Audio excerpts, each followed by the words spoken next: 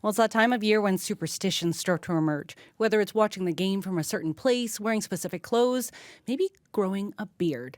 NHL fans and players alike take on all kinds of rituals and routines during the playoffs. But how did facial hair become such a key part of all this? Andre Costopolous is the chair of the anthropology department at the U of A. Andre, welcome to Radioactive. Right. So, when did playoff beards start becoming a thing? So they started becoming a thing with the 1980 Islanders, actually, with that went on to win the cup that year. And if you look at the data before, like if you look at actual pictures of players on the ice in the final round of the playoffs, you don't see any beards before 1980. And after that, they start becoming much more frequent very rapidly. And about 20 years later, it's a generalized phenomenon. Everybody's having a playoff beard.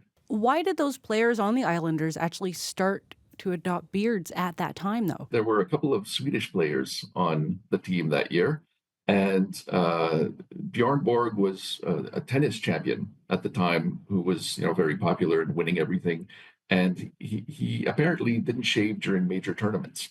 So the story is the story that I saw was that those Swedish players started imitating him basically because they were in a major tournament and didn't shave, and some of their teammates started doing the same, and they actually won the cup that year.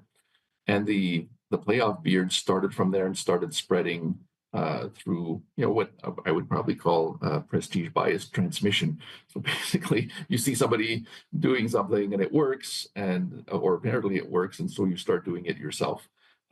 So when I saw that story on the Wikipedia page, I actually went looking at a bunch of data pictures starting in the late 60s of players on the ice in the final round, and found that, yeah, indeed, it does start with the 1980 Islanders. So the why is a pretty good idea. It's a good hypothesis. I don't know exactly the why, but we can nail down the when.